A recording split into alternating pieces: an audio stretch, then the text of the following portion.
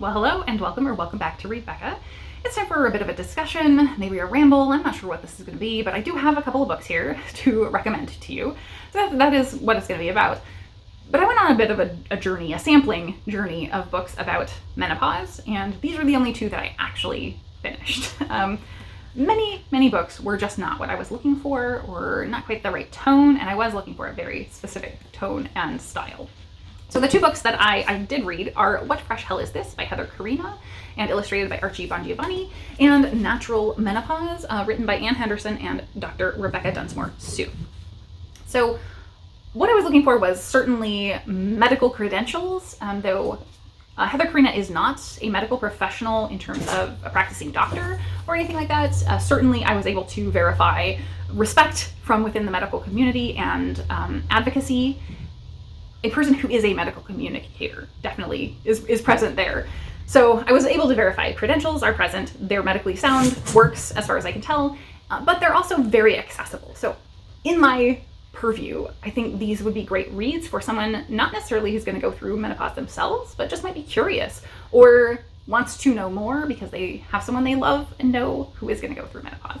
So I think these would be good for that, as well as someone who is experiencing it. So they're also really beautifully packaged, both of them. So both of them, and I will probably insert more footage here, but both of them are very cleanly laid out and have nicely formatted information that I could see going back to and certainly referencing repeatedly. So What Fresh Hell Is This has a very cool layout, and it has a handful of illustrations throughout it, and even a Mad Lib about historical menopause experiences. So stepping back to talk about the reason why I'm going on the sampling journey, maybe somewhat apparent perhaps, but I'm 41, so I'm definitely within the early end of the range for peri or early menopause, certainly. So I had in my mind, oh yeah, I need to start looking into that. And then I've been dealing with some chronic health issues that I don't really think I've talked about terribly here, but I have been going through that for quite a while. And as sort of the medical last ditch effort was a treatment to shut off my hormones, basically. So I find myself very unexpectedly, though it was within the realm of expectation, going through sudden menopause at 41. So now my timeline has been moved up from I need to look into that to, oh, I have to look into that now because it's affecting me now.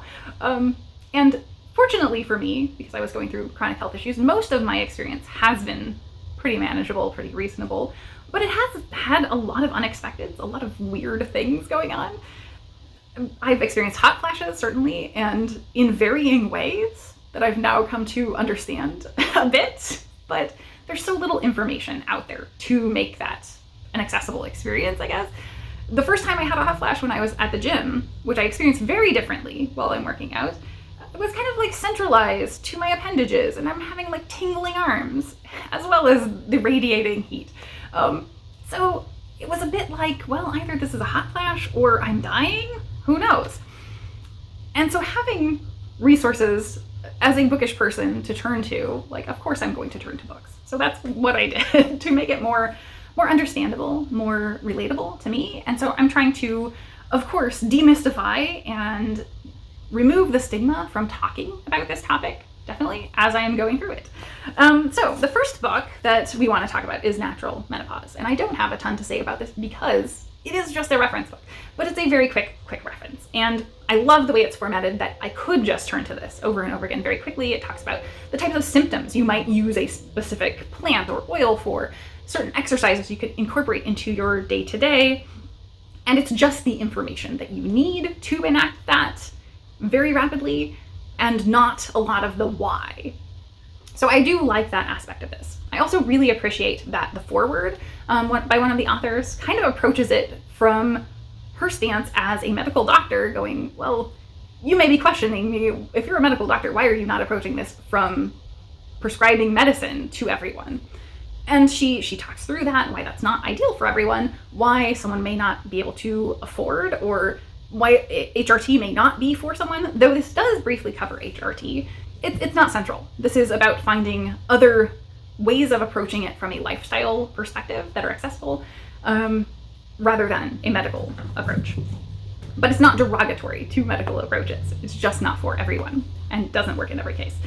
And for my case specifically, that was applicable because obviously I've just shut off my hormones. So I'm not really a candidate for standard HRT. I do have sort of stabilizing hormones involved in what I'm taking, but this is a lot of what is going to be applicable to me. And if I'm needing these things, I can turn to this as a resource. Fortunately, my symptoms have been pretty manageable. So I think this one is great for that, for the quick reference.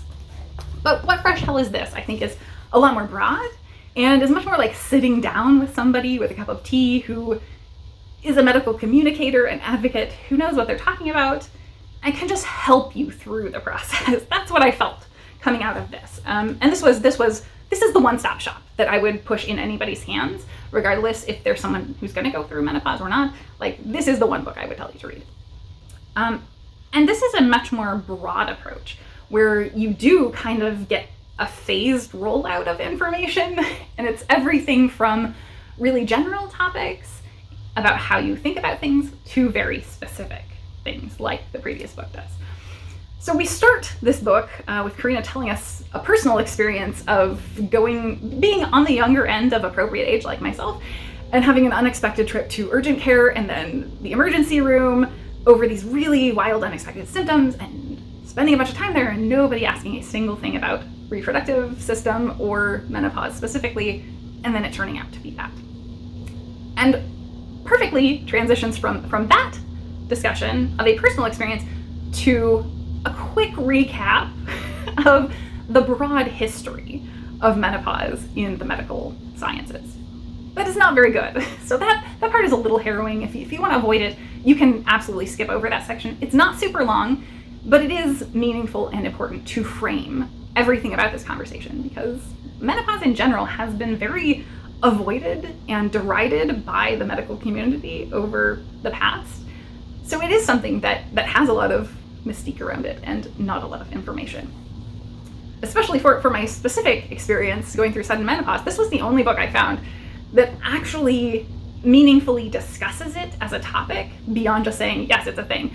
Even though many people are going through hysterectomies or hormonal treatments like myself that do involve throwing someone into sudden menopause, and people are experiencing it, and even searching online myself, I could find very little beyond personal anecdotes. So I do appreciate that this included that. So once we get past those first two little bits, this is talking about really just wide-ranging topics of what you can expect when you're going through menopause. Very specific things, I think, in terms of what your medical, physical experience is going to be, but then kind of understanding your mental health as a major aspect of that as well. So in the general topics, I really appreciated that Karina is sort of taking you through how to approach things in a sustainable way. And I would say very specifically, Karina takes the tactic of, like, there is a perfect option for everything, potentially, but it's going to be better for you if you think about and look at this in the way that is going to be more attainable and sustainable for yourself. That's going to be best for you, rather than going hard and going perfect right out of the gate and then failing. So don't take it as perfect or failure are your only options. There are things in between. And I loved that was the way that every single topic here is looked at. It gave me so much permission, I think, as a reader and an experiencer of this, as an owner of a body, to think about the ways that I can vary things for myself. And so that was kind of the general topics, but there are also really specific things that I would never have thought about that are great advice that came through in this. Things like, very specifically, your body shape and skin tone, consistency, etc. may be changing very rapidly or very significantly. And if you're someone who's going through gradual menopause, that might be going on continuously for like 10 years, potentially. So if you're just going out to stock up on your makeup that you've always used, you may not want to invest in the super size of it. You might want to just get a sample size for a while because it might not be working for you a couple months down the road. Things like that are just super practical and immediately applicable were very useful to know. Like I would not have thought about diving into this. Things that affect your day-to-day and varying your expectations of yourself were really important things that were covered in here as well. I also love that this was extremely inclusive, as I mentioned, to different experiences of menopause, between gradual and sudden menopause. It's inclusive of the trans and intersex experience of menopause. It's also extremely inclusive of the fact that people of color and marginalized identities have a certain baggage and negative history with the medical profession.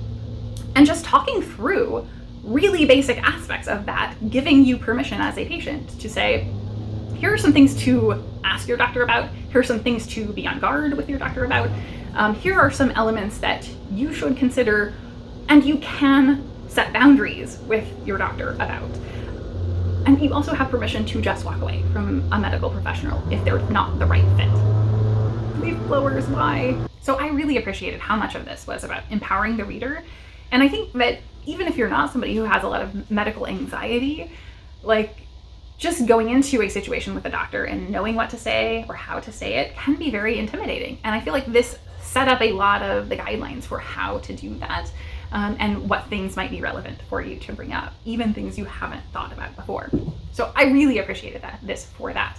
But even more so than the specific things, this is about creating an internal framework for your approach. And I last year read a book called How to Keep House While Drowning.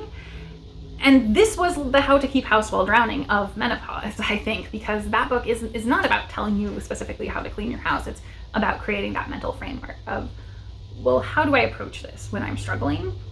This is the same thing. It's about a graded approach that varies depending on your personal situation and how to think about this rather than specific steps to do. And I appreciated that. It's also extremely funny and irreverent. And that was another one of the criteria that I was looking for in my books. I was looking for something very easy to access, easy to connect with. And a lot of the things that had that tone were not from medical professionals or people who were sort of science communicators. They were more in the memoir space usually, or even celebrity memoirs about going through menopause, and that was just not what I was looking for. And this really hit all of the points that I was looking for. So if you pick up one book, this is the book I would tell you to pick up, and I would pretty much recommend it to just about anybody.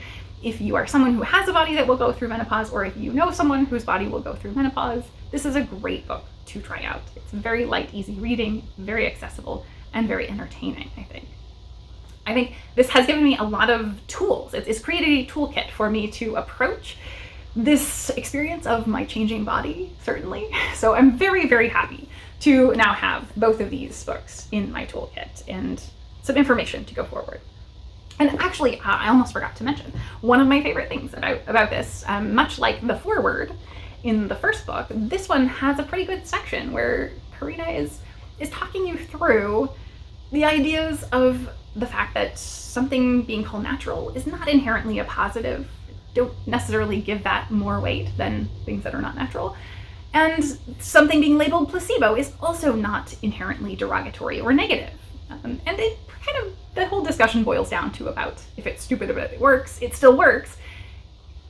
And that's the truth. Like, there are real reasons why we use those terms, and they're valid, but on their own, they're a piece of information. They're not the whole information. And so giving you the tools to understand those terms, to understand why they're important to know, but they aren't the whole story. And if you find something that works, regardless of how or why it works, if it's working for you, you should probably pursue that and continue on, especially if it saves you some money. So I think I've been very lucky that my experiences so far have not been extreme. Realistically, my experience so far has been mostly positive. To what I was saying earlier, I've had some definite experiences as specific to menopause, but overall, all those chronic issues are kind of going away, and that's been a wild positive, whereas the negatives are much less than those chronic issues. So I'm feeling pretty good, but I have all of this information now to turn to when I do need it, and I appreciate that so much, and for both of these books being great starters to my toolkit. So anyway, with that, I think that's my ramble. Hopefully I have interested you in either of these books. If you are curious, or if you are someone whose body will be going through menopause in the future, I highly, highly recommend these. So with that, let me know know. Let me know if you have questions about menopause or even about my specific experiences. As I said up front, I'm pretty much an open book about it. I'm more than willing to talk about it, to demystify, to discuss the reproductive system and experiences of aging and having a female body. So with that, I will leave you. I will say thank you very much for sticking with me on this ramble about menopause. I hope you enjoyed it, and thank you so very much for watching.